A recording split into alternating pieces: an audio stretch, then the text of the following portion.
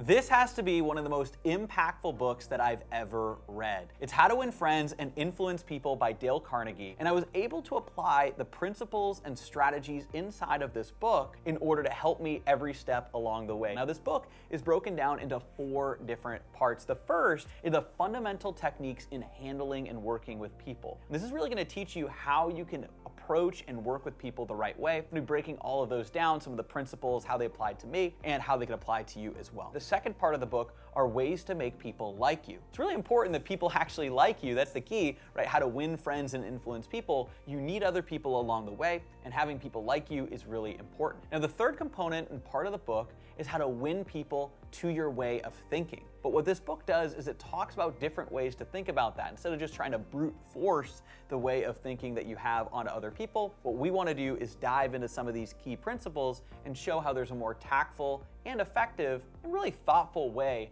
to help other people see your way of thinking. Then from there, it talks all about how to be a leader and to change people without causing offense, arousing resentment or arguments, and how to actually really be an inspiring leader in your business or in your day-to-day life. So the first part really dives into techniques in handling people and working with other people in a way so that they're gonna see you in a positive light. Now, the first principle listed is don't criticize, condemn, or complain. Now, this is a really important one, and it is a great principle to really kick off the book because it's a trap a lot of people fall into. You get into a situation, and maybe it truly is something that they have done. They might have wronged you, something might have happened. But what you wanna do is avoid criticizing, condemning, or complaining. Because what that's gonna do is it's gonna put you in a negative frame of mind, and it's also going to create resentment with the other person. If you're criticizing someone, you're condemning them,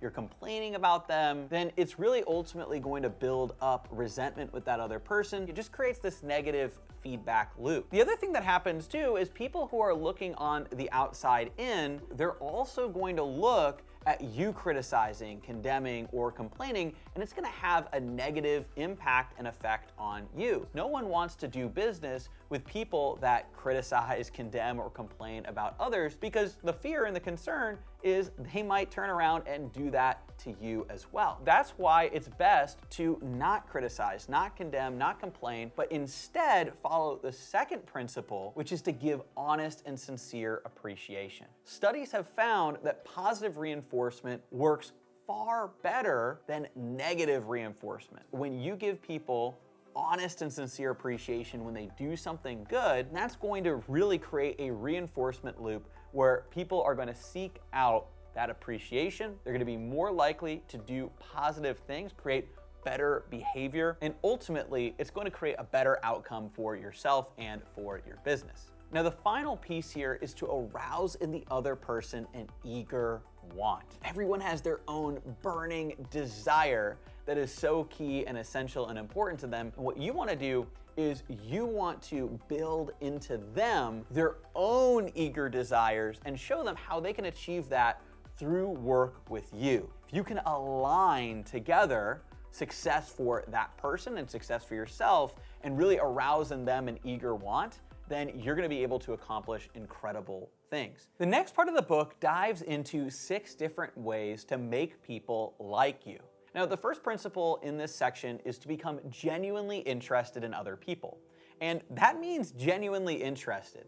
One of my favorite things that I've really adopted as a mantra is when I go out to meet other people, I know that the other people that I meet, every single one of them has something incredibly unique and powerful to offer and to share with me. It's just up to me to find out what that is. And so that makes me genuinely interested in other people. If I walk in a room to network, I'm not looking just to share what I'm doing. I'm looking to really understand what other people are doing. I love learning about and I'm fascinated in other people, but at the same time, it is so powerful in a networking setting because it's really going to allow you to showcase that you genuinely care about other people, you're genuinely interested, and it's gonna make other people like you. Now, the second part is to smile because it is genuinely one of the most contagious things out there. When you smile, you're gonna cause other people to smile too. You're gonna lift up positive energy in the rooms that you're in. Similar to how in the last section we talked about how condemning, complaining, criticizing can create a negative feedback loop. It can actually cause other people to have those negative emotions. It's not good. On this side, if you smile and you really show people that you care and they see you smiling, it's gonna create a positive feedback loop, because if you smile, odds are you're gonna make them smile too, and that is going to go around and really help you in your business and in your life as well. Now, the next principle is very key, and this is actually one that I've struggled with in the past. That said, it's something that I strive to be far better at, and I've grown a lot in this area, and that is to remember that a person's name is to that person the sweetest and most important sound in any language. And so when you take the time to actually remember somebody's name and bring it up in conversation, it is a conscious and subconscious cue to them that you genuinely care about them, and it's gonna cause people to like you. Now, in the past, we've all done it before. We've met somebody, maybe it's in a passing moment, and you forget their name right off the bat. The problem with that is it means that you haven't really established that deeper connection. And so if you were to meet that person again and you don't remember their name, it demonstrates to them that they weren't important enough for you to actually remember their name. And it subconsciously really doesn't do a whole lot to elevate you in their minds. However, if you meet someone briefly and you're able to bring that up in conversation later, then people feel important. They know that you care. They know that you're genuinely interested in them, who they are, their name, what they've done. And so it is so important to remember someone's name and to bring it up again in conversation. Now, the next part is to be a good listener and to really encourage people to talk about themselves. Now, similar to the first principle in this section we kind of talked about, right? It's really important that you actually genuinely listen to other people and you hear what they're saying. And you want them to talk about themselves, because what do people love to talk about? They love to talk about themselves. That's the key. And if you can tap into that and really genuinely listen, instead of thinking about the next thing that you're gonna say, actually listen to what it is that they're saying, then you're gonna show them that you care, that you're someone that is going to listen and someone that is going to allow them to talk. This is also really important in business and in networking, because you need to really understand other people in order to do business with them, in order to understand who they are. And so it combines these two elements together, shows you're a good listener, and it gives you the ability to really understand other people, what's important to them, and then be able to see where that aligns with what it is that you do. And that really flows into the next principle, which is to talk in terms of the other person's interests. Now that you've discovered more about that other person, you're letting them talk about themselves, they're sharing details about themselves, what you want to do is talk in terms of that person's interests. So you actually want to align everything that they're interested in with what it is you're looking to do. People want to know what's in it for themselves, and then what do they need to do to make it happen. And so when you talk this way, you're going to become far better at negotiating, at coming up with deals, and also increase your sales skills, because you are putting it in terms of what's in it for them, not just what's in it for you. Now, in addition to that, you also want to make the other person feel important and do so sincerely. Now, a lot of these other points lead into this. If you're listening and you're paying attention and you're really seeing what is important to them and framing things in terms of what is their interest and what they're important, and really framing it in terms of their interests, then that's gonna make the other person feel important. And when they feel important around you, then that is going to make them like you more. And that's the key to this section. It is all about the ways to get other people to like you. Now, the third principle is to win people to your way of thinking. This is key. If you're looking to influence other people, if you're looking to really grow in business or in your life, then you're gonna need other people to align with your way of thinking. But there's ways to do it that are outlined in this book that are going to allow you to do it in a way that feels natural, is authentic, and also really elevates the other person and gets them to see your way of thinking in a positive way. Now, the first principle outlined in this section is that the only way to get the best of an argument is to avoid it. Here's the problem. Arguments are lose-lose situations. Even if you quote unquote win an argument, do you really win? Because all you're going to garner is resentment from the other person that you had that argument. Think about this. These arguments really wear down your ability to work with other people. And the only way to get the best of an argument is to avoid it. Because even if you feel you won, that means the other person felt that they lost. And if the other person felt that they lost, then they're going to harbor some resentment around that. Even if you feel you were right, it's best just to avoid an argument altogether and approach these types of disagreements in different ways. Think back to any argument that you had. Did it actually benefit you having that argument, or was it a net negative outcome? Likely it was a net negative outcome, so that's why you want to avoid these arguments. The second aspect is to show respect for other people's opinions. Never say you're wrong. You're wrong are some of the worst words that you can use. This is actually an area where you need to protect this not only with yourself, but also in your business. And if you start telling people that you're wrong or that's the worst idea that I've heard, then are people really going to come up with ideas? And so it's really important that you not only look for these principles in yourself, but in principles with other people. The next part dives into if you happen to be wrong in any particular area, is to admit it quickly and emphatically. If you happen to create a mistake, what you want to do is admit it quickly and emphatically. You want to take full ownership of that mistake, admit that you were at fault, that you made a mistake, and instead of trying to defend the mistake,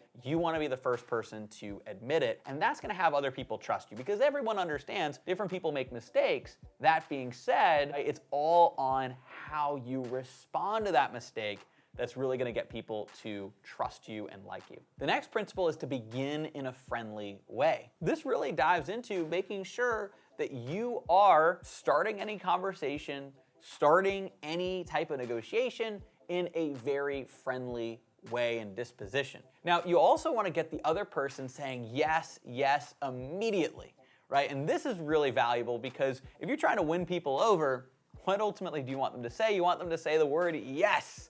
And so if you get people saying yes immediately, it's going to get them far more likely to say yes when it comes time to ask for what you're truly looking for. If you've ever attended a Tony Robbins seminar or watched a Tony Robbins video, you'll notice he gets people saying yes all the time. And that is by design because it psychologically gets you into a state of mind where saying yes is your default. And if you get other people saying yes, they're going to be far more likely to say yes to you. Now, the next principle is to let the other person do a great deal of the talking. Remember, you want to listen to other people. You want to make sure that their ideas, their desires are all heard and understood.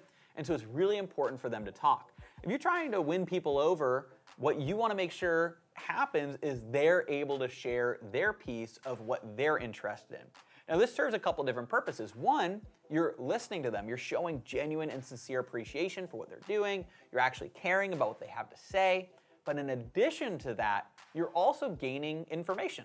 You're learning what they desire, what their interests are. And then that way, you can align the ideas that you have with them. And that actually pulls into the next principle, which is to let the other person feel that the idea is his or hers. This is one of the most powerful principles inside of this book. And the reason it's really powerful is if you have other people feel that the idea that they had is theirs, they are going to be far more likely to champion that idea forward. And a great way to do this is to ask questions. Well, I'm curious if you consider this or what if that? And then if they hear that and they come up with an idea, maybe the idea that you had in mind in the first place, then they're going to feel that they came up with that idea. And since it's their idea, they are going to champion it and see it through to the end. Now, it's the same thing if you're in a sales conversation, deal, networking environment. Let's say you want somebody to become a client or you want to do a deal with somebody. If you let them believe that that deal or them becoming a client is their idea and they come to that conclusion on their own, then they're going to be far more likely to actually take action when it is time for them to do the deal or become a client because they feel it's their idea and they're going to champion that forward. Now, you also want to try honestly to see things from the other person's point of view. This is really important because this allows you to put yourself in their shoes, see what they are interested in, And that is going to give you so much more of an ability to be able to speak from their point of view, their perspective, and inspire other people to take action the way that you want them to. And that also allows you to be sympathetic with the other person's ideas and desires, which is the next principle. You want to make sure that you care genuinely about what their ideas are, what their desires are, and if they have certain desires, even if they're not the desires that you have, it's important for you to encourage them because, again, they're sharing their desires with you. This is what they want to achieve. These are their goals. So even if their goals and their desires don't align with what you think, or maybe you think that it should be something different, that's what they care about. That's what their ideas are. That's what their desires are. And what you want to do is be sympathetic with their ideas and their desires and really show them that you care about what they're looking to do. Now, the next principle is to appeal to the nobler motives. And what this allows you to do is appeal to someone's nobler aspect of themselves. So let's say somebody is acting out and they do something to potentially wrong you. Instead of going back and criticizing, condemning, or complaining, one great thing that you can do is appeal to their nobler motives. What you want to do is assume that they are not intending to wrong you, because what you're going to be able to do is appeal to the nobler motives that they have themselves. You want to put them on a pedestal, really create a version of themselves that they'd have to compete with. Because if somebody's angry and they're upset or they're doing something, right, what they expect is for you to stoop down to their level. But if you say, hey, I know that you're this type of person, you're not this person, so there must be some kind of misunderstanding,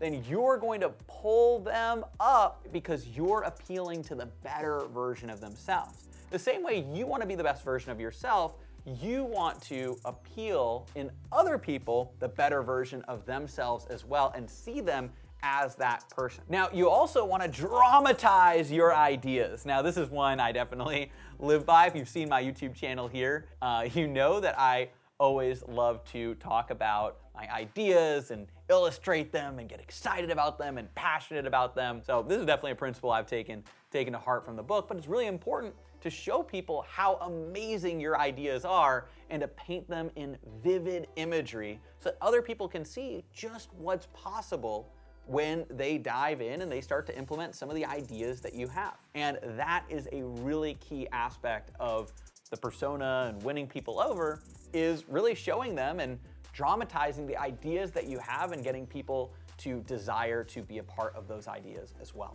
And the final piece in this section is to throw down a challenge. And this is one of those things that is going to be really powerful for you to have in your back pocket as you implement everything else. If you're looking to have people really step up, what you could do is throw down a challenge and challenge them to achieve a specific result or to be able to step up in a certain area. Instead of just getting upset if they're not where you want them to be, again, you don't want to criticize, condemn, or complain. Also, instead of just saying, hey, it would be great if you could do this, sometimes people need a challenge. And you want to appeal to the version of themselves that you know can accomplish this challenge. And so those are some ways that you can win other people into your way of thinking and to really align them with what it is you're looking to do. Now, we're gonna get into the next section in just a second about being a leader, but I want you to consider how amazing it will feel if you were to send this video to a friend or a colleague or someone in business that you feel can really benefit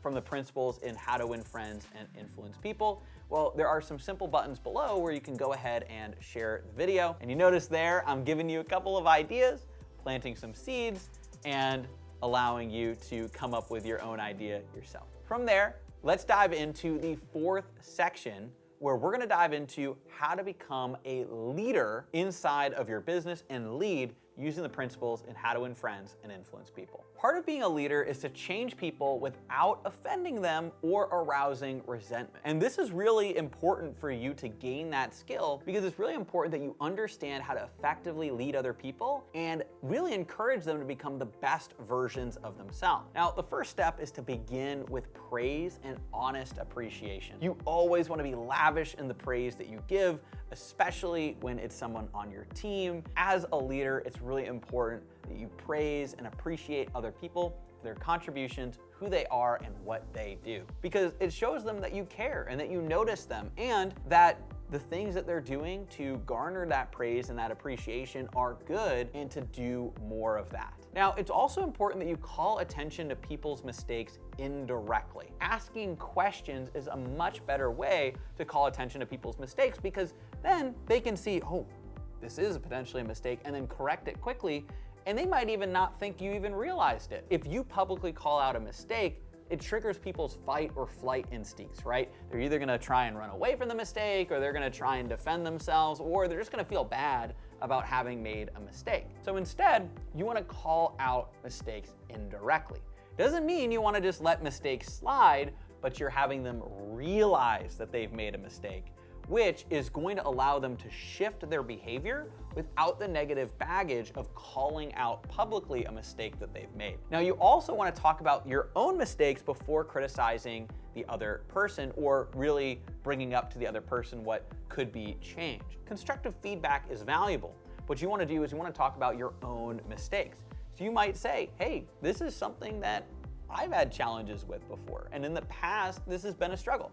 I actually used that earlier on in this video. I talked about how remembering people's names wasn't always my strong suit, and it's something I'm still constantly working on. And some of the mistakes that I've made in the past, especially going to networking events, is meeting so many people and forgetting a few people's names. And so if I share that, it makes it clear that I'm not perfect, and then that allows you to more easily constructive criticize someone else in a positive manner. Again, it's like constructive feedback is going to allow you to say, hey, is it possible that you could do this or that, after talking about your own mistakes first. Then from there, you want to ask questions instead of giving direct orders. That allows other people to pick up the mantle of taking action instead of just demanding. So you don't want to be a boss. A boss tells other people, hey, do this, do that. A leader inspires other people to take action and ask questions instead. What would it look like if we did this? You also want to let the other person save face. If someone has made a mistake, what you don't want to do is drill that mistake in their face, or publicly humiliate them, or show it in front of other people. You want to give them the opportunity to correct their mistake and to be able to save their reputation and their image. Because again, it's only a net negative if someone's image or reputation is harmed from a mistake. It's better if they're able to save face, quietly correct the mistake, and then not make that mistake again, instead of having all of the negative baggage associated with being publicly humiliated for a mistake. And you also want to praise the slightest improvement and praise every improvement. Be hearty in your appreciation and be lavish in your praise. This is incredibly important, because here's the key. If you start to see people going the right direction, well, that means it's a good thing. Even if it's the smallest improvement, we want to praise that, because it's going to get more of that action. So as you see improvements, the more you praise, they know that they're doing the right things are improving, and then you're going to continue to praise all the way up until they actually achieve the result that you want. You also want to give the other person a fine reputation to live up to.